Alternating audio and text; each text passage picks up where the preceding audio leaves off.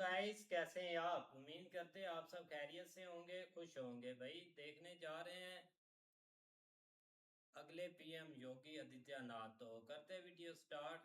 तो देखते हैं भाई।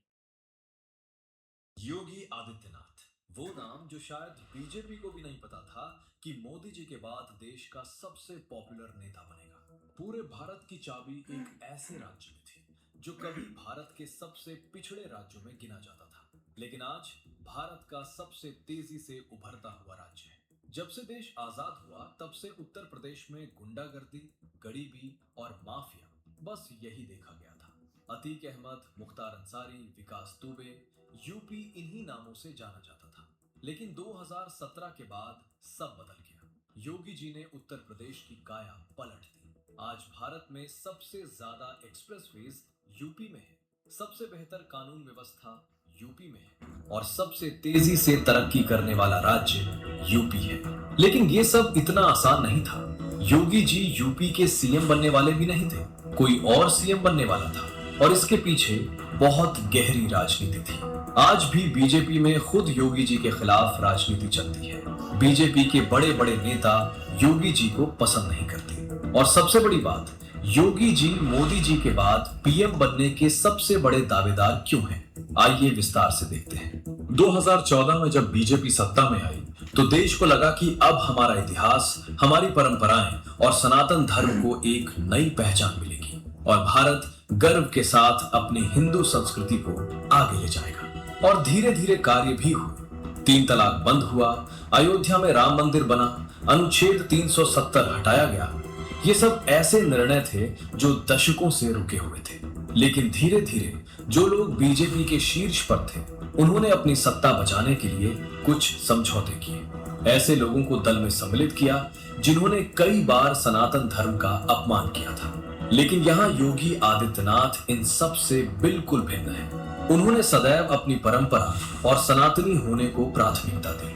चाहे गौ माता का विषय हो, सार्वजनिक स्थानों पर नमाज ना पढ़ने देने का मुद्दा हो, लव जिहाद हो या कोई भी ऐसा प्रसंग जिससे सनातन धर्म का अपमान होता हो, योगी जी ने कभी कोई शिथिलता नहीं बरती और साथ ही उत्तर प्रदेश को भारत के सबसे प्रगतिशील राज्यों में खड़ा कर दिया। जहां उत्तर प्रदेश में इतनी अराजकता थी कि लोग अपना नाम बताने में संकोच करते थे, आज वही उत्तर प्रदेश देश का सबसे सुरक्षित राज्य है।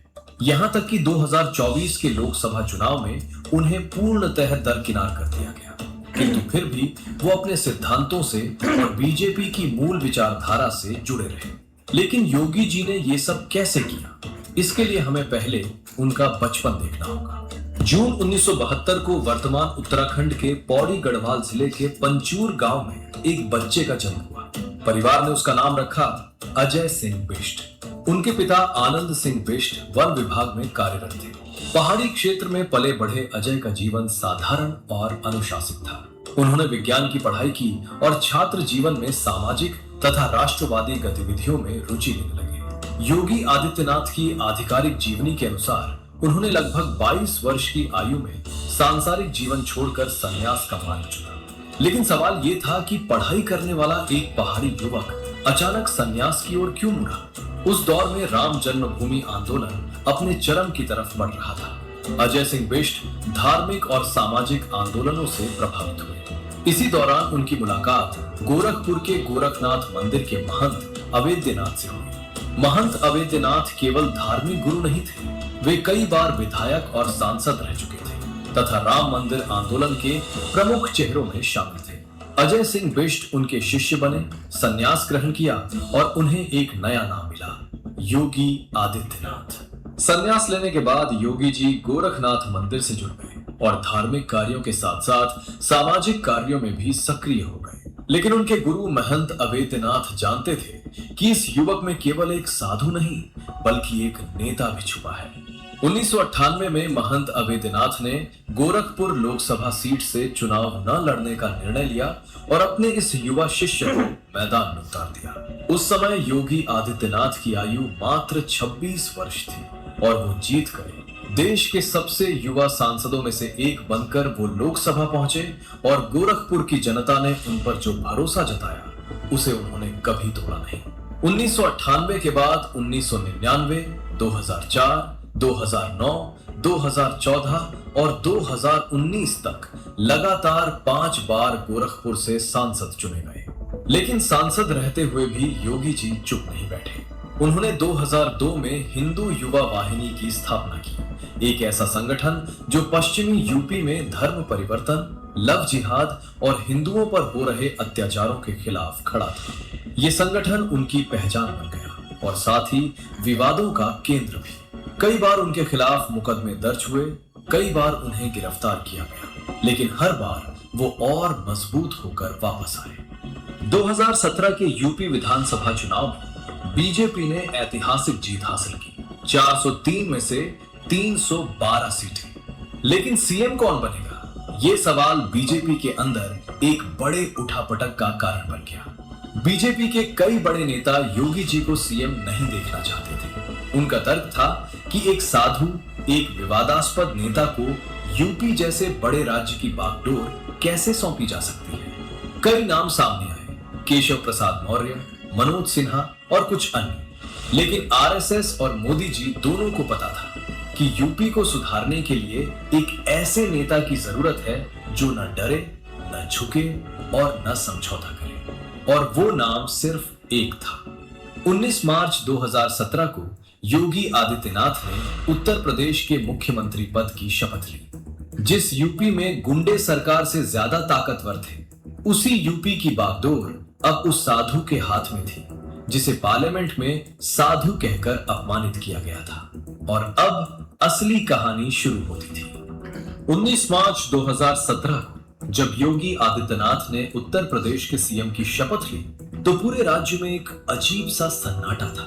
कुछ लोगों को उम्मीद थी, कुछ लोगों को डर था और कुछ लोग सोच रहे थे कि एक साधु इस दलदल को कैसे साफ करेगा। लेकिन जो अगले कुछ सालों में हुआ, उसने पूरे देश को हिलाकर रख दिया। सीएम बनने के कुछ ही समय बाद यूपी में एक लाइन तेजी से वायरल होने लगी, अपराधी अगर सुधर जाए तो ठीक, नहीं तो ठोक दिए जाएंगे। नेता ऐसी बातें अक्सर स्टेज पर खड़े होकर जनता को खुश करने के लिए बोलते हैं, लेकिन इस बार का सीन बिल्कुल अलग था।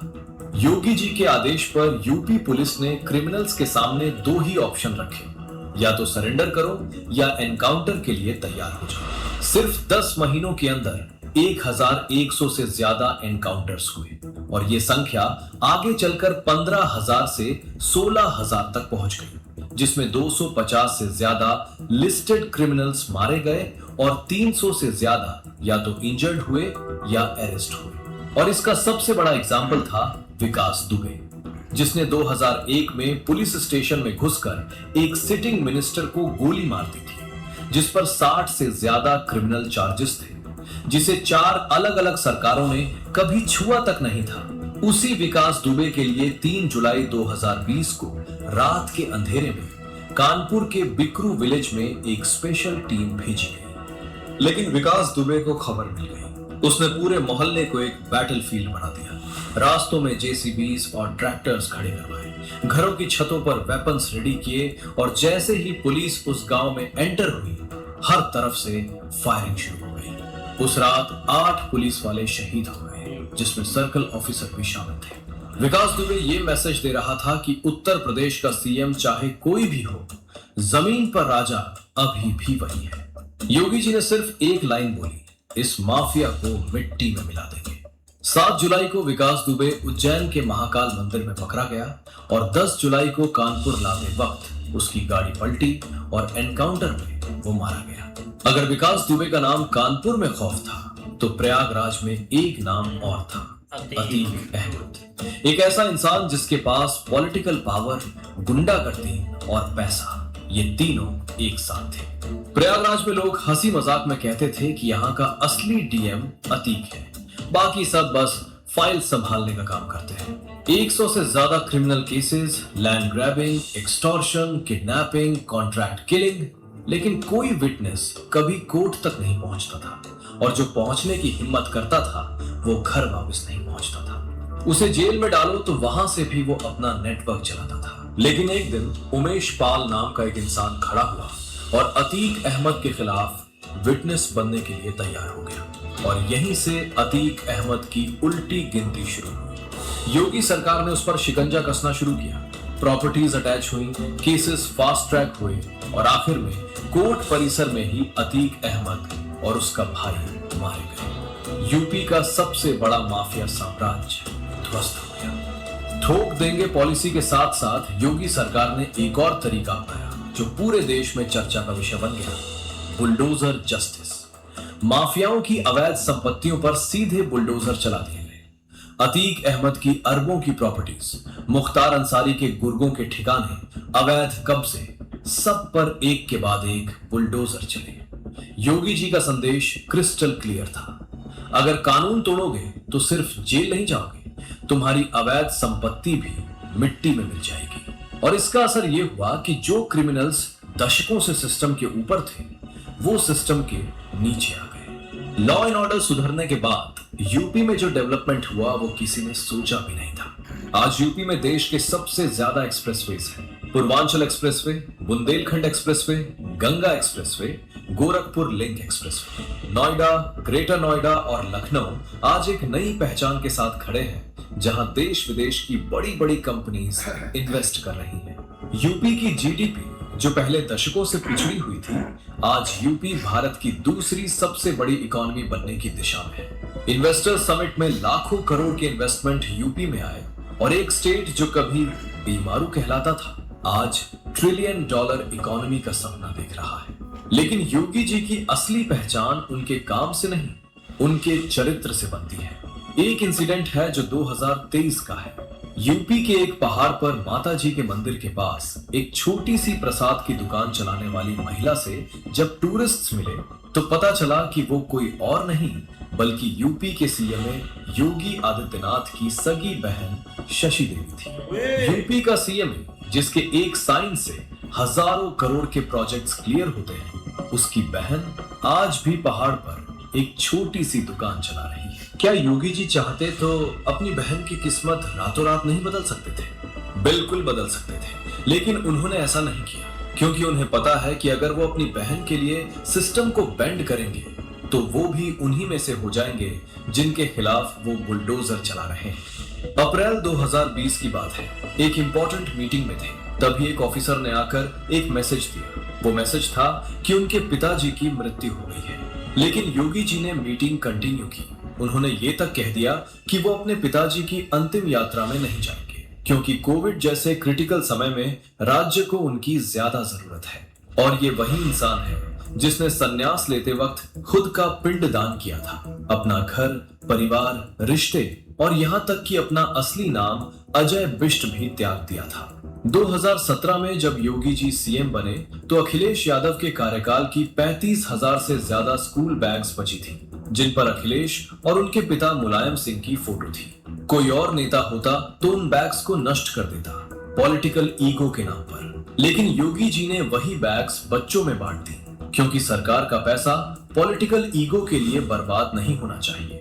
ये सवाल आज पूरे देश में है, लेकिन इस सवाल का जवाब ढूंढने के लिए हमें यह समझना होगा कि इंडिया को किस तरह के पीएम की जरूरत है। इंडिया एक ऐसा देश है जहां डायनेस्टीज की पॉलिटिक्स ने दशकों तक राज किया, नेहरू गांधी परिवार से लेकर मुलायम लालू परिवारों तक। रिसर्च ये कहती है कि जो नेता डायनेस्टिक बैकग्राउंड से आते हैं वो इकोनॉमिक ग्रोथ, क्राइम कंट्रोल और डेवलपमेंट में नॉन डायनेस्टिक लीडर्स से हमेशा अंडर परफॉर्म करते हैं।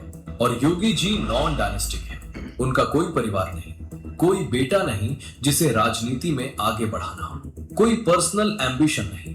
वो एक ऐसे नेता है जिन्होंने सांसारिक जीवन त्याग दिया है और जिनके लिए उनकी प्रजा ही उनका परिवार है।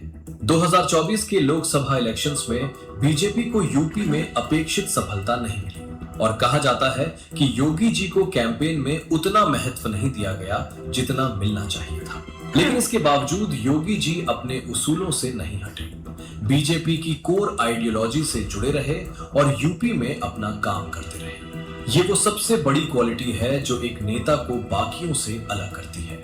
जब आपको दरकिनार किया जाए, जब आपको कमजोर करने की कोशिश हो, तब भी आप अपने काम से नहीं हटते। चाणक्य ने कहा था, प्रजा के सुख में राजा का सुख है और प्रजा के हित में राजा का हित। योगी आदित्यनाथ शायद इस देश के उन चंद नेताओं में से एक हैं जिन पर ये श्लोक सच में लागू होता है, और इसीलिए वो सिर्फ यूपी के सीएम नहीं, वो इस देश का भविष्य है। बीजेपी के अंदर एक बात अब किसी से छुपी नहीं है।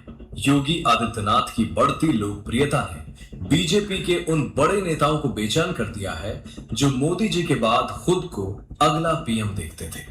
2017 से पहले पूरा देश यही सोचता था कि मोदी जी के बाद अमित शाह ही अगले पीएम बनेंगे। ये एक सेटल्ड इक्वेशन था।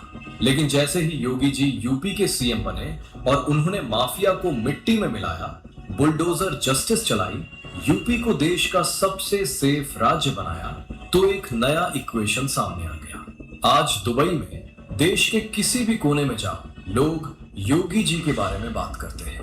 बीजेपी जब भी किसी राज्य में इलेक्शन लड़ती है तो नेता कार्यकर्ता एक ही मांग करते हैं, योगी जी की रैली करवाओ। ये पॉपुलैरिटी अमित शाह के पीएम बनने के रास्ते में सबसे बड़ी रुकावट बन गई, और इसीलिए जो खेल शुरू हुआ वो किसी से छुपा नहीं है। योगी जी को अपना मनपसंद चीफ सेक्रेटरी नहीं मिला, अपना मनपसंद डीजीपी नहीं मिला। 2024 के लोकसभा इलेक्शंस में टिकट डिस्ट्रीब्यूशन में उनकी एक नहीं चली। लेकिन जब करंट सरकार हिंदुओं के मुद्दों पर पीछे हटती है, जाति जनगणना की तरफ बढ़ती है, तब यूपी में योगी जी वही करते हैं जो हिंदू समाज चाहता है। जैसे 2013 में आडवाणी, सुषमा स्वराज और शिवराज सिंह सब मिलकर मोदी को रोकना चाहते थे, लेकिन मोदी का जनाधार इतना बड़ा था कि बीजेपी को उन्हें स्वीकार करना पड़ा। आज वही स्थिति योगी जी की है। 2027 का यूपी इलेक्शन तय करेगा कि योगी जी कहां जाते हैं, और उसी के साथ तय होगा कि इंडिया का अगला पीएम कौन है। बिल्कुल यार, काफ़ी इंटरेस्टिंग वीडियो थी और इसमें कोई डाउट नहीं है, जो एक सीएम योगी ने काम किए हैं ना, उनके जैसे कोई भी नहीं संभाल सकता था। यूपी में जितने ज़्यादा एक हालात ख़राब थे और ऐसे लोग रोडों के ऊपर निकल आते थे, मतलब एक पूरा जो यूपी का सिस्टम है ना वो पूरे ही ख़राब था। और आप वहाँ पर देख ले कि सबसे ज़्यादा जो कंट्रोल था ना वो अतीक जैसे जो बड़े गुंडे हैं इनका था। एक अतीक अहमद है, इसकी तो पूरी एक जो इसके बेटे, इसके भाई, ये इसके सारे के सारे एक किसी गेम में आ जाते थे। एक ऐसे ही एक ज़मीन कब्ज़ानी, लोगों पे ज़ुल्म करना, कोई भी एक केस है उसमें वो किसी को आगे आने नहीं देते थे। हाँ, तक कि कोई भी बंदा उनके खिलाफ जो है ना एक खड़ा भी नहीं हो सकता था। इतना ज़्यादा एक ज़ालिम इंसान बन के वो बैठा हुआ था। तो देख ले, एक सीएम योगी ने सबसे पहले उससे बड़ा जो एक गुंडा था, विकास क्या नाम बता रहे थे सर? विकास दुबे। हाँ, उसको खत्म किया। फिर उसके बाद अतीक अहमद को खत्म किया। यही एक वहां पे बड़े एक मुद्दे बन के बैठे हुए थे, और जब इनको ऊपर से दबाया गया तो तब पता चल गया अतीक था। अहमद के तो भाई यहाँ पाकिस्तान में लिंक थे, वो सारा कुछ, इतना पैसा उसके पास था, माफिया भाई वो बहुत ज्यादा हाई लेवल पे जा रहा था। बिल्कुल वही एक बात है कि उसके खिलाफ कोई एक खड़ा नहीं हो सकता था, तो हुए और उसको एक खत्म किया। अब जब ये बाकियों को पता चला कि अब जो बात है वो बहुत आगे निकल गई है, यहाँ पे अगर हम नहीं चुप करते तो भाई हमारे साथ भी यही होगा। काफी डर के इधर उधर भाग गए, और जो नहीं डरते थे या जो सर उठाते थे को उनको वहीं कुचल दिया गया, क्योंकि एक सीएम ने एक जो निर्णय है ना वो लिए ही ऐसे हैं। और जो भी एक पुलिस के अंदर डर था या गवर्नमेंट के अंदर डर था ना कि हम अगर कोई भी स्टेप लेते हैं तो हमारे लिए काफ़ी मुश्किल होगा। अगर कुछ मुस्लिम के खिलाफ कोई बात आ जाती थी तो सारे मुस्लिम एक खड़े हो जाते थे और एक सड़कों पे आ जाना, तो इन चीज़ों से काफ़ी ज़्यादा एक लोग डरते थे। और यही एक रीज़न आ गया कि देख ले बना कि एक जो राम मंदिर है ना उसका मुद्दा कब से चलता आ रहा था। कोई भी एक इंसान अगर यहाँ पे जितना भी जोर लगा लेता था ना, वो राम मंदिर को एक किसी साइड इस मुद्दे को नहीं लगा सकता था। लेकिन सीएम योगी ने किया, अभी राम मंदिर बन भी गया और कंप्लीट भी सारा हो गया। उसी के पीछे जो है वो सीएम योगी का ही हाथ है। बाकी अब ये है कि वो डिसाइड करेंगे खुद आगे वो प्राइम मिनिस्टर बनते हैं नहीं बनते। अगर वो बनते हैं तो वो एक बेस्ट है उनके लिए। वीडियो यार बाकी बड़ी कमाल की। अगर योगी आदित्यनाथ की बात करें ना, तो इस बंदे ने भी नक्शे ही बदल दिया पूरे यूपी का। आप देख लें कि पहले यूपी बिहार से बंदे जो थे ना, वो पंजाब में काम करने जाते थे, ये स्टेट्स में जाते थे काम करने के लिए। अब भाई उनको अपनी इतनी चीज़ें मिल गई हैं, वहाँ पे इतने इतने कमाल कमाल की डेवलपमेंट हुई है। और एक्सप्रेस वे देख लें कि इतने कमाल कमाल के दे दिए उनको। सारी जो है ना बड़ी कंपनीज जो हैं वो इस वक्त भाई यूपी बिहार में हैं। और बाकी वहाँ पे और भी मज़ीद डेवलपमेंट हो रही है। मोदी साहब ने खुद अपने मुँह से कहा था कि मोदी के बाद योगी। ज़ाहिर-सी बात है भई, आने वाला पीएम तो हमारे नज़रिए से देखा जाए तो भई योगी आदित्यनाथ होंगे, क्योंकि उन्होंने काम भी बहुत ज़्यादा किए। बाकी उनके खिलाफ भी बहुत ज़्यादा चीज़ें हैं, क्योंकि वो थोड़े से ना जैसे वो कहते हैं कि एक बंदा ना भई एक सुनता ही नहीं है किसी की, उसने जो है कानून के हिसाब से करना है। वो बंदा कानून के हिसाब से चलता है और जो काम उसको भई अच्छा लगता है वही करता है। क्राइम रेट जो है ना इस बंदे ने कम किए हैं। क्राइम था ही बहुत ज़्यादा यूपी बिहार में। इतने भई क्राइम रेट होते थे कि बंदा सोच नहीं सकता। रेप देख लें या मर्डर देख लें, किडनैपिंग देख लें, आए दिन कुछ ना कुछ भई न्यूज़ चल रही होती थी। इस बंदे ने सारी चीज़ें वहाँ पे आके ना एक बार ना ख़त्म कर दी हैं। और बाकी बुलडोज़र वाले बाबा जी भी इनको कहा जाता है कि अवैध रूप से जो हथियाई गई थी ना ज़मीनें, वो भी इन्होंने छुड़वा के उनको अपने कब्ज़े में दी थी जिनकी भई चीज़ें थीं। और बाकी भई हमारे देखने से तो यही तो लगता है अगले आने वाला पीएम जो है ना वो योगी जी बनेंगे। भाई वीडियो बहुत अच्छी है। ये चीज़ देखें कि भाई जो योगी साहब ने काम किए हैं ना, ज़ाहिर बात है ये गवर्नमेंट के काम करने वाले होते हैं। क्यों कि भाई ऐसे जो गुंडे यूपी में हुए हैं, इन सबको पॉलिटिशियन ने ही पाला है और गवर्नमेंट ने इनको बढ़ावा दिया हुआ। कब से ये लोग इधर दंदनाते फिर रहे थे, लेकिन किसी गवर्नमेंट के पीएम में जरूरत ही नहीं थी कि इनको हिला सके। लेकिन ये चीज़ होती है कि भाई जब तक आप खुद इनके साथ मिले हुए हैं, ये लोग जिंदा है, लेकिन जब आप इनके सर से हाथ उठा लेंगे, ये 2 दिन भी नहीं जी सकते। तो वही काम हुआ है कि जैसे भाई उनकी हुकूमत आई है, तो उन्होंने भाई ज़ाहिर बात ऊपर से ऑर्डर लिया है कि भाई ये सिस्टम जो है ना, ये सिस्टम जो फारग करना पड़ेगा। जब तक ये सिस्टम फारग नहीं होगा, कुछ भी नहीं होगा। तो ज़ाहिर बात उन्होंने जैसे भाई एक्शन लिया है, तो हर चीज तरफ से वो सबका उन्होंने पत्ता साफ कर दिया है। तो यही होती है कि भाई सबसे पहले ये खुद उनको अपना बुलावा देते हैं और जब वक़्त आए तो फिर उसको वक़्त इनका कबाड़ा भी कर देते हैं। तो यही काम इन्होंने किया है। तो अगर बात करें भाई एक स्टेट चलानी जो होती है ना, वो आसान होती है, लेकिन अगर पूरे मुल्क चलाना हो ना, तो उसके लिए भाई बहुत कुछ करना पड़ता है। लेकिन अगर जितनी भी आप बात कर लें, मोदी साहब के तरह ये बंदा उस तरह के काबिल नहीं है कि जितना वो बंदा भाई अपना बाकी कंट्रियों के साथ मिलकर या उनके साथ जैसे भी प्यार मोहब्बत के साथ या डीलिंग करके जितना बंदा वो आगे गया है ना, उस लेवल का पर ये कभी नहीं जाएगा। इस तरह ही भाई जैसे भाई अपना योगी साहब अटल फैसला करते हैं ना, तो तब भी भाई ये कामयाबी भी मिलती है कि ये अटल फैसले ना करते तो वही बात होती कि उन पर दरखास्त होती, उनको जेल में डालते, वो रिहा होकर फिर जाते, बाहर निकल आते, वही काम शुरू कर देते। लेकिन भाई उसने वो काम नहीं किया गया। उसने कहा कि ये एक तरफा ही फैसला करो, इनको खत्म करो। तो ये देख लो कि भाई अतीक अहमद या वकास दुबे कितने भाई उधर के अपना पावरफुल थे, जिनको भाई इसने खत्म करवा कर दिया उधर ही। तो ऐसे ही भाई निज़ाम चलता है गया। और बाकी ये देखो कि उधर की अब आवाम कितनी खुशहाल है। उनके लिए भाई कितने उसके एक तरक्की के रास्ते उनको खोल कर दे दिए हैं, एक रोज़ी का ज़रिया बनाकर दे दिया। बाकी ये देखें कि अपना यूपी का उन्होंने भाई नक्शे ही चेंज करके रख दिया है। जितने उन्होंने हाईवे बना दिए हैं कि और ट्रेनें उधर चला दी हैं कि, तो भाई ऐसे ही अपना जो है मोदी साहब योगी साहब, उन्होंने भाई जितने भी काम किए, नेक्स्ट पीएम तो ये तो टाइम पर देखेंगे कि कौन बनता है क्या। लेकिन भाई अहमद शाह का जो सपना है ना, वो उसने चूर कर दिया है। अमित शाह। अहमद शाह। नहीं बिल्कुल ऐसे ही है यार। जो मतलब सबसे आम चीज़ होती है ना पॉलिटिक्स में या कंट्री के अंदर, वो ये जो फैमिली सिस्टम चलता है ना सियासत में, वो भाई एक मुल्क का तो तबाह करता ही करता है, लेकिन जो इंटरनल मामला है ना उनको भी भाई एक तबाह कर देता है। और खासकर जो यंग टैलेंट या पीछे जो मतलब जिनके अंदर थोड़ा बहुत होता है मुल्क के लिए पॉलिटिक्स में, क्योंकि इन लोगों ने पॉलिटिक्स को गंदा ही बहुत कर दिया होता है। जाहिर बात है कि नॉलेज है तो बंदा हाँ। आना चाहिए जो डेवलपमेंट की तरफ तो लेके भाई जाए। ये है कि कम से कम पीएम होती है, योगी का ये हिसाब है कि वो भाई बिल्कुल अकेले हैं, और इस वजह से भाई वो एक खुल के फैसले करते हैं। ब्लैकमेलिंग है कोई, फैमिली सिस्टम है कोई नहीं कि उन्होंने किसी को भाई एक जो है ना वो अपने बंदे को लगवाना होगा या कोई इस तरह। देखो ना, एक भी अपना फैमिली का बंदा, उस पर कोई मुश्किल आती है, एक आईजी या कोई भी किसी भी बड़े पर्सन को फोन करना कि यार ये मेरा बंदा है, इसको थोड़ा सा बुझाओ, तो बंदा तो एक किस्म का वो फिर हैवी हो जाए, नेक्स्ट कोई भी काम होगा। तो ये चीजें कम से कम वहां पे नहीं है, इस वजह से भाई वो एक कामयाब हुए हैं। बाकी ये तो भाई हम हमेशा इस चीज के ऊपर बात करते हैं कि उन्होंने जिस तरह लॉ एंड ऑर्डर को कंट्रोल किया है ना, कोई बंदा नहीं कर सकता, क्योंकि जो वहाँ पे हालात उस वक्त चल रहे थे ना, तो एक इतने ओपनली फैसले करने कोई आसान काम नहीं था, लेकिन उन्होंने किए।